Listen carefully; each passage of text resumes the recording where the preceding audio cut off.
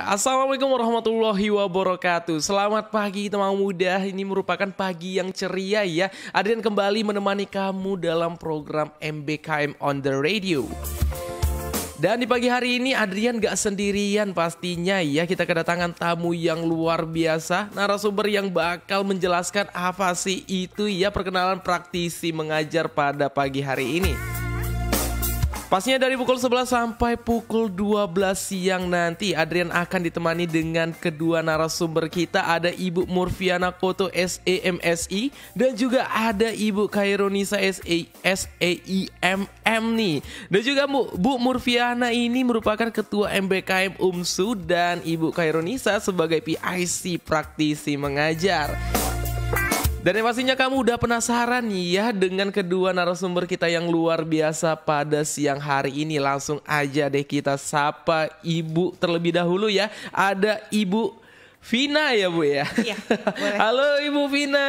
Iya, halo, assalamualaikum. Waalaikumsalam warahmatullahi wabarakatuh. Apa kabarnya Bu Vina? Alhamdulillah baik Adrian. Alhamdulillah. Dan juga ini kita nggak sendiri, nggak berdua aja ya Bu ya. Ada Ibu Khairunisa atau biasa disebut dengan Ibu Nisa. Halo Ibu. Ya, halo Adrian. Apa kabarnya hari ini? Alhamdulillah Luar biasa. Bagaimana Bu? Udah siap kita melakukan kegiatan pada siang hari ini? Siap dong iya. Ya teman muda, untuk kamu yang penasaran tentang praktisi mengajar ini bagaimana ya, maksudnya kita bakal membahas tuntas dari awal hingga akhir dan sampai ke akar-akarnya nih bakal kita bahas sepenuhnya. Nah, daripada kita penasaran, mending kita tanya-tanya aja ya kepada kedua narasumber kita pada siang hari ini. Karena tadi kita membahas ya kabar-kabarnya sangat baik dan pastinya semangat. Adrian ingin bertanya-tanya dulu ke Ibu Nisa nih. Gimana Bu? Udah siap? Kayak perlombaan jadinya ya. Jadi sidang. Padahal kita mau ngobrol-ngobrol nih tentang perkenalan praktisi mengajar ini bagaimana. Bu, boleh jelaskan gak sih gimana sih mengenai program praktisi mengajar, boleh dijelaskan? Oke, jadi program praktisi mengajar ini adalah program baru tahun ini diluncurkan, dan program ini untuk menghubungkan dosen, praktisi dan juga mahasiswa dalam satu mata kuliah kolaborasi supaya mahasiswa itu dibekali dengan ilmu-ilmu yang relevan dan bisa menjawab tantangan dunia kerja seperti itu. Wah, ya pasti ini sangat berguna sekali ya program ini. Dan juga bagaimana Bu, sudah berapa lama ini berlangsung program ini? Karena program ini baru diluncurkan tahun ini, masih tahap proposal ya. Artinya sudah ada gelombang 1 dan 2 yang lolos tahap ke 1 dan 2. Kalau UMSU baru mengikuti tahap ketiga. Jadi kita masih menunggu verifikasi dari pihak Dikti sendiri, pihak Kemdikbud. Wah, masih menunggu verifikasi berarti ya Bu. Iya, seperti itu. Tapi sebenarnya kalau program kolaborasi ini mungkin sadar tidak sadar kita sudah pernah mengaplikasikannya seperti mungkin kuliah-kuliah umum, tapi mungkin kalau sekarang itu lebih ke mata kuliah itu bisa berkolaborasi. Kalau sebelumnya kan kuliah umum itu 1 semester sekali aja seperti itu. Kalau ini ada kolaborasinya ya Bu, sehingga ya? bisa misalnya dalam satu semester praktisi bisa lebih dari 2, kadang bisa 6 pertemuan seperti itu, tergantung ada kolaborasi pendek dan juga kolaborasi intensif. Wah, luar biasa. Yang pastinya teman-teman muda makin penasaran tentang program praktisi mengajar ini seperti apa Bu. Dan juga kita mau bertanya-tanya dulu ke Bu Vina nih. Bu, gimana sih Bu kalau mahasiswa nih, apakah mahasiswa yang gabung ke kelas praktisi mengajar, mahasiswa tersebut dianggap sebagai kuliah seperti biasa atau dianggap sebagai mahasiswa yang mengikuti program Kampus Merdeka sehingga mahasiswa ini mendapatkan konversi nilai Bu? Iya, ini pertanyaan yang mungkin ketika didapati oleh mahasiswa dengar ada program praktisi mengajar itu juga ada beberapa yang juga sudah menanyakan kepada kita gitu ya. Berarti kalau ikut kelas ini kita dapat konversi dong gitu ya. Jadi konversi nilai sih tidak, karena praktisi itu akan mengajar langsung di kelas seperti reguler biasa.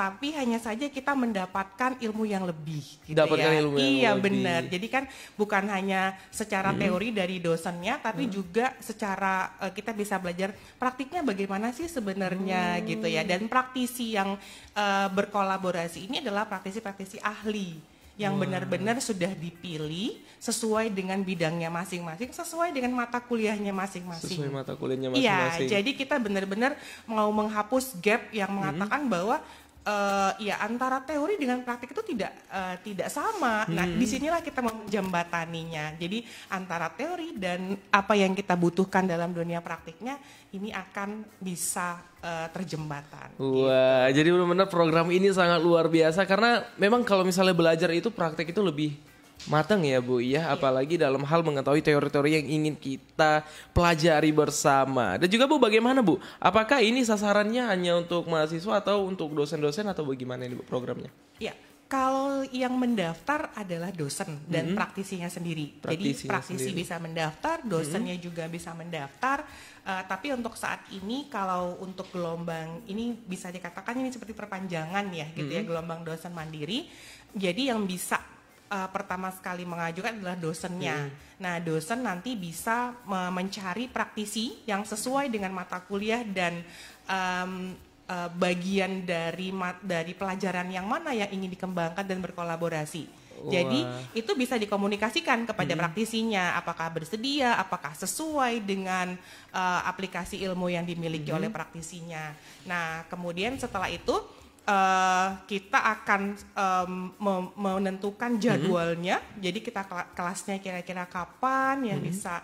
Yang pasti program ini tahun ini adalah sampai tanggal 18 November, begitu ya Bu Nisa ya. 18 November. Jadi kelas itu sekitar 2 sampai 4 pertemuan ya untuk kolaborasi pendek yang bisa untuk gelombang terakhir ini. Oke, sangat luar biasa. Jadi untuk kamu yang penasaran tentang program praktisi mengajar ini, pasti sudah dijelaskan tadi sama Bu Vina. Dan juga kita mau tanya-tanya ke Bu Nisa lagi nih mengenai program ini. Bu, gimana nih Bu? Adakah nggak sih syarat kelulusan bagi tiap-tiap perguruan tinggi untuk bisa menjalankan program praktisi mengajar ini?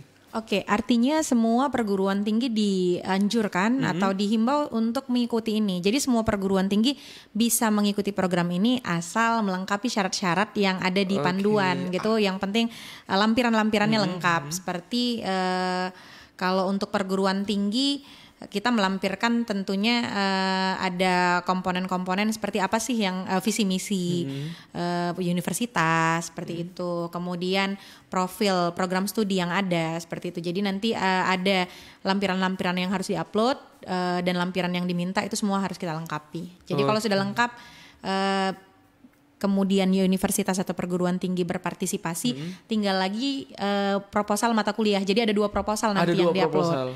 Jadi 1 proposal perguruan tinggi yang itu diupload oleh koordinator atau PIC, kemudian ada proposal mata kuliah yang dibuat oleh dosen. Nah, itu ada Nah, itulah yang nanti akan dinilai sebenarnya, akan dinilai lagi apakah proposal B ini sesuai atau tidak atau layak atau tidak untuk didanai oleh Kemdikbud gitu, atau misalnya kalau syarat-syarat kelulusan ya untuk mata kuliah apakah praktisinya sesuai atau relevan nggak dengan mata kuliah yang memang diusulkan gitu. Misalnya misalnya mengusulkan mata kuliah manajemen resiko gitu.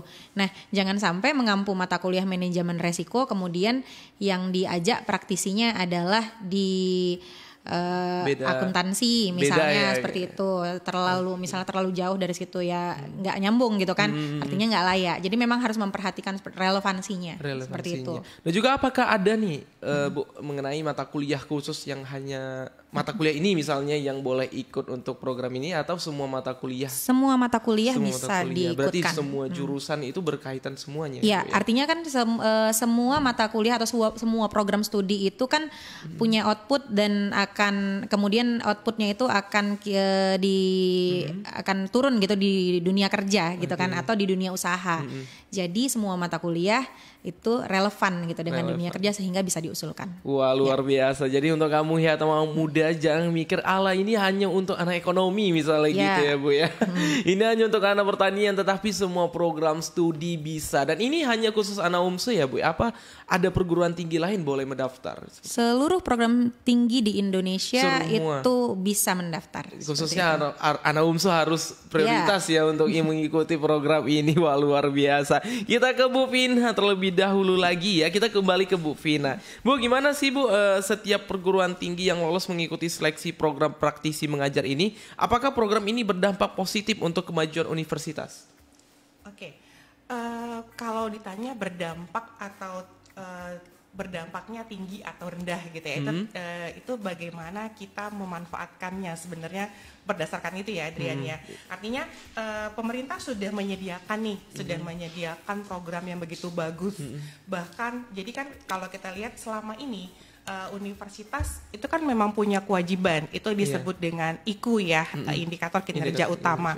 Nah, jadi ada 2 IKU yang berkaitan di sini, itu adalah IKU 4 yang isinya adalah praktisi mengajar di dalam kampus, dan IKU 7 kelas yang kolaboratif dan partisipatif. Nah, artinya 2 IKU ini harus dipenuhi oleh universitas biasanya dengan dana sendiri. Dana sendiri? Iya, benar. Seperti kita mengundang narasumber dari luar, itu kan membutuhkan dana yang tidak murah. Ya kan? Baik dana untuk narasumbernya dan dana untuk kegiatannya. Nah, tapi dengan adanya program ini, pemerintah memfasilitasi narasumbernya itu didanai oleh pemerintah. Kemudian pemerintah juga sudah menyediakan narasumbernya jikalau kita belum punya narasumber. Kita tinggal pilih gitu. Jadi sayang sekali kalau universitas tidak memanfaatkan ini. Jadi kita sebagai dosen juga sudah memiliki wadah, hanya tinggal meluangkan waktu sedikit, membuat proposal yang tidak terlalu sulit, kemudian juga memilih-milih narasumbernya, kemudian menghubungi PIC Bu Nisa gitu ya, ya sebagai laporan gitu ya. Kemudian tinggal kelasnya akan kolaboratifnya akan terjadi. Artinya ini manfaatnya sangat tinggi sekali. Wah, gitu. pastinya universitas harus benar-benar bisa memanfaatkan program ini sebaik mungkin. Iya, semua. Artinya dosen itu termanfaatkan, mahasiswanya akan mendapatkan kelas yang luar biasa, karena kan yang kita dapatkan di sini bukan kelas biasa, benar-benar yang ini dari ahlinya, dan para praktisi itu bisa berasal dari wirausaha yang minimal 3 tahun ya Bu Nisa ya, 3 tahun sudah memiliki usaha, ataupun para praktisi yang bahkan di dalamnya ada direktur, vice president gitu, benar-benar yang, dan praktisinya boleh dari luar negeri juga, bukan hanya dari Indonesia. Benar-benar menghadirkan praktisi yang berkualitas dengan fasilitas yang sudah dilengkapi oleh pemerintah. Kita tinggal memanfaatkannya saja. Wah, luar biasa. Apakah ini ada kaitannya dengan pemanfaatan di era digital sekarang ini? Bagaimana tanggapan Ibu mengenai program ini yang kita harus benar-benar bisa nih memanfaatkan teknologi yang semakin canggih sekarang ini? Iya, benar. Kelas kolaboratif ini tidak akan ditutup dengan jarak. Jadi kan kalau selama ini sebelum COVID ya, mungkin terutama kita kan kalau mau bikin kelas kuliah umum itu harus cari aula, kemudian menyediakan dana yang besar untuk konsumsi dan lain sebagainya. Kalau yang ini, kalau praktisinya ada di kota yang sama seperti di Medan untuk yang di UMSU, artinya praktisinya boleh datang. Iya, tapi kalau praktisinya ada di tempat yang jauh, kita tidak menutup kemungkinan untuk kelasnya daring. Jadi kita universitas, kalau di UMSU sendiri, universitas akan menyediakan platformnya, misalkan kayak ada Zoom-nya yang akan disediakan. Jadi tinggal hanya, ya yang penting mahasiswa mendapatkan ilmu seperti yang semaksimalnya bisa diambil lah gitu ya. Wah, luar biasa. Yang pastinya memang program ini tidak menutup kemungkinan untuk melakukan dengan segala cara ya. Jadi bisa memanfaatkan dari segi daring misalnya, dan juga pertemuan secara offline itu juga bisa dilakukan. Wah, luar biasa. Teman muda, ini kalau misalnya kita mengetahui ya bagaimana program praktisi mengajar ini berjalan, ini pastinya bakal berdampak baik untuk universitas dan juga berdampak baik khususnya untuk mahasiswa yang ingin terus belajar dan belajar nih teman muda.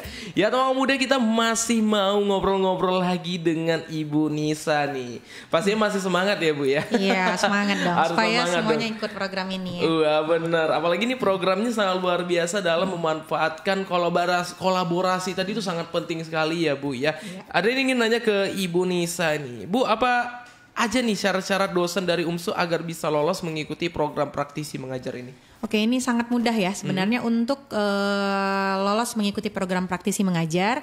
Pertama, syarat yang harus dipenuhi adalah dosen memiliki NIDN. Jadi semua dosen yang memiliki NIDN dan terdaftar di perguruan tinggi yang mendaftar sebagai peserta, salah satunya UMSU gitu, itu semua bisa mendaftar. Dosen yang punya NIDN, kemudian memang mengampu mata kuliah tersebut, dan satu lagi pangkat atau jabatan fungsional itu minimal asisten ahli. Jadi kalau dosen punya NIDN tapi belum mengurus jabatan fungsional, masih tenaga pengajar, itu untuk saat ini belum diakomodir gitu. Wah, jadi hanya terkhusus ada syarat-syaratnya, jadi minimal asisten ahli. Artinya di atas asisten ahli bisa mendaftar seperti itu. Jadi kalau misalnya dosen-dosen yang ingin gabung, ini gimana Bu tanggapan ataupun reaksi dari dosen-dosen mengenai program ini? Saat ini sudah ada belum? Oh, sudah banyak. Kami sudah mendaftarkan itu sekitar 39 proposal atau 40 proposal. Kemudian masih ada banyak dosen yang bertanya dan ingin mendaftarkan proposalnya karena perpanjangan ini gitu. Jadi pekerjaan kita akan sangat banyak ya.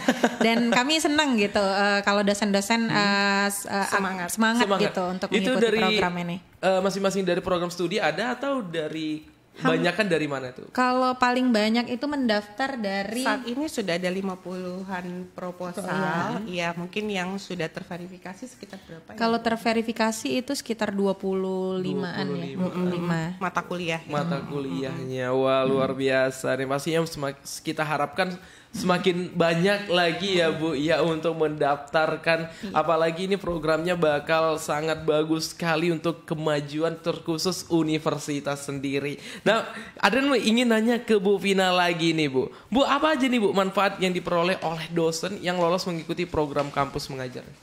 Ya, yang pasti untuk dosennya sendiri akan punya masukan ya pasti ya dengan dari kelas kolaboratif ini.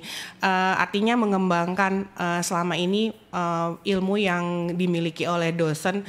Ya, mungkin dosennya itu sudah pernah punya pengalaman yang sama ketika mengajar, tapi kan ini kita mendapatkan masukan dari update ilmu yang terbaru gitu ya. Jadi di lapangan sekarang ini seperti apa, itu yang pasti. Artinya mengajar sendiri itu dengan mengajar berkolaborasi pasti berbeda. Iya, pasti berbeda kualitasnya, kemudian mendapatkan banyak masukan seperti itu. Kemudian bagi dosen sendiri ini juga akan memenuhi dosen itu kan punya beberapa kewajiban ya gitu ya, seperti harus punya pengabdian, punya penelitian, pengajaran seperti itu ya. Ini salah satunya adalah bagian dari pengabdiannya begitu ya. Artinya itu nanti dosennya akan mendapatkan sertifikat yang langsung dari pemerintah, dari penyelenggara, dinaungi oleh Dikti, dan itu sertifikatnya pastinya akan bisa menambah untuk BKD-nya gitu. Wah, ya, bukan kerja dosen. Jadi ya, bisa pasti juga menambah kesempatan untuk menjaring hubungan gitu iya, ya. Benar. Karena kedepannya yang diharapkan dari program ini sebenarnya bukan hanya satu semester ini saja, tapi diharapkan nanti bisa berkembang menjadi penelitian, kemudian bisa berkembang menjadi pengabdian yang lain, atau kita bisa bekerja sama secara langsung. Itu harapannya antara universitas kita yang mungkin belum punya kerjasama dengan pihak perusahaan yang tadi kita ajak kolaborasi, kedepannya kita harapkan bisa berkembang seperti itu. Jadi bisa lebih luas lah ya gitu ya. Jadi jangkauan dari dosen-dosen tersebut. Kalau misalnya pelaksanaan ini Bu, ada rentan waktunya nggak Bu kalau misalnya program ini? Kalau untuk program ini, untuk yang tahun ini, untuk semester ganjil tahun ajaran baru ini akan berlangsung sampai 18 November tadi, gitu 18 ya. November. Iya, jadi program itu harus sudah diselesaikan sampai 18 November nanti, karena lewat dari tahun ini akan masuk ke program praktisi mengajar nanti yang tahun kedua. Berikutnya, iya, gitu bener. ya Bu ya. Berarti pelaksanaannya itu ada berapa bulan ya Bu? Dimulai dari yang pasti sampai kita mid semester ya. Sampai mid semester. Iya, berarti bener. nggak full satu semester Iya. gitu ya Bu ya. Tapi kalau kolaborasi panjang itu sampai 1 semester, karena kan kemarin sudah ada yang masuk juga ya proposal kolaborasi panjang yang beberapa. Tapi kalau untuk yang perpanjangan ini hanya untuk kolaborasi yang pendek. Oke, Gitu, sampai iya. tanggal 18 November tadi Iya, ya Bu ya. Dan tahun berikutnya bakal masuk lagi nih ke program praktisi mengajar tahun berikutnya. Iya, tapi kalau pendaftaran ditutup tanggal 9 September Berarti ini. bentar Jadi lagi. sudah harus segera. Iya, benar. Berarti udah bisa diselesaikan ya Bu ya. Iya. Apalagi sebelum tanggal 9 ini sudah tanggal 3. Ada 6 hari lagi. Iya. Tapi nggak apa-apa, tetap semangat agar bisa program ini terrealisasikan dengan baik ya Bu ya. Oke teman muda, untuk kamu yang penasaran pastinya mengenai perkenalan program praktisi mengajar ini, dan pastinya kita bakal kembali lagi karena kita mau break sebentar nih ya Bu ya. Oke teman muda, jangan kemana-mana, pastinya kita bakal kembali lagi membahas tentang program praktisi mengajar ini dalam MBKM on the radio. Untuk itu jangan kemana-mana, tetap di 91,6 Unsa FM, sentralnya anak muda.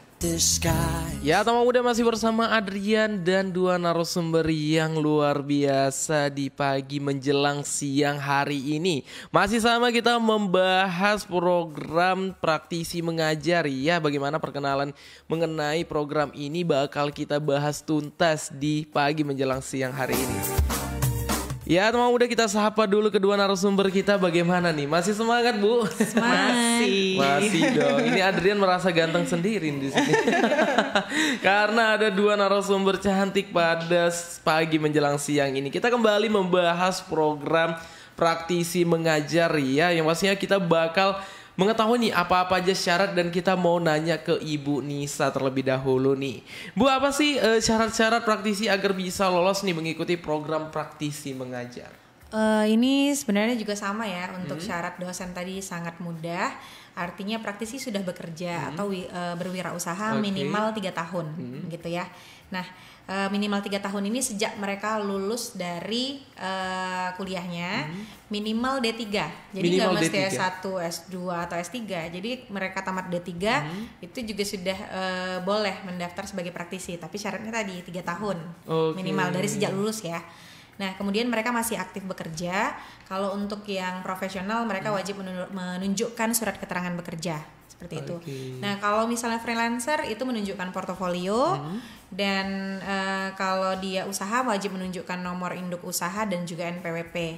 Nah, kalau dari praktisi luar negeri tadi gimana? Mereka harus punya employer identification number-nya seperti itu. Itu aja syarat. Syarat-syaratnya nggak payah-payah kali kan Bu? Nggak sulit. Bisa lah diselesaikan sebelum tanggal 9 nanti. Artinya ya, 1 Bu. hari kalau udah punya sebenarnya bisa disiapkan gitu. Nggak sampai 1 hari lah. Nggak sampai 1 hari, setengah hari. Kalau misalnya udah ada kemauan pasti selesai ya Bu. Iya, benar sekali. Luar biasa. Pastinya syarat-syaratnya untuk kamu nih teman muda yang ingin mengetahui mengenai program ini, pastinya syarat-syaratnya tadi seperti yang dikatakan ataupun disampaikan oleh Ibu Nisa. Kita ke Ibu Vina, Bu. Gimana nih Bu manfaat yang diperoleh nih oleh praktisi yang lolos mengikuti program kampus mengajar? Iya, kalau untuk dari praktisi sendiri, mungkin saya tidak akan bicara awal, ya sedikit lah ya. Sedikit, okay. Kalau dari sisi honor itu pasti ada, gitu ya. Ada. Itu mungkin yang penyemangat lah ya, gitu ya. Karena kalau untuk biasanya saya sebutkan, biasanya itu kalau kita mengundang narasumber untuk kuliah umum itu dengan biaya yang tidak murah. Nah, di sini juga pemerintah menghargainya dengan harga yang tidak murah juga. Jadi sekitar 1 jam itu dihargai dari 900.000 hingga 1,4 juta. 1 jam. 1 jam? Iya, benar. Jadi 1 hari mengajar bisa sampai 2-3 jam ya Bu Nisa. Artinya benar-benar kita menghargai praktisi itu dengan pemerintah menghargai dengan nominal yang tidak sedikit. Iya, benar ya, gitu ya. Jadi itu dari sisi dari sisi ya benefit materi ya, tapi yang non material itu juga banyak ya bagi si praktisinya sendiri. Yang pasti selama ini gapnya itu kan dari sisi perusahaan banyak yang mengatakan agak sedikit susah mencari talent-talent yang ya lulusan-lulusan yang sudah siap pakai seperti itu kan ya. Jadi selama ini kita sebagai dunia kampus seperti menara gading dengan dunianya sendiri, industri dengan dunianya sendiri, dengan lajunya sendiri.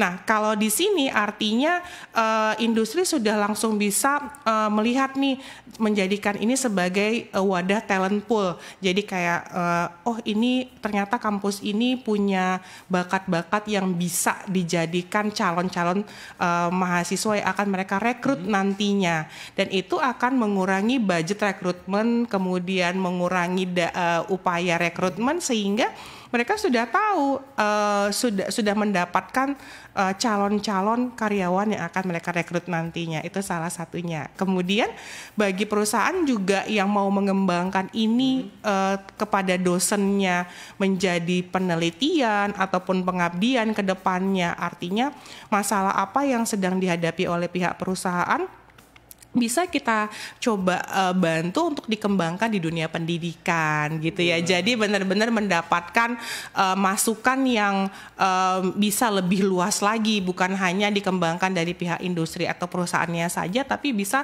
sama-sama kita pecahkan permasalahannya di dunia pendidikan juga. Jadi kita bekerja sama. Itulah kolaborasi yang sebenarnya. Wah, gitu kan. Biasa. Kalau dalam seminggu pelaksanaannya ada berapa kali tuh, Bu? Iya, tergantung kita.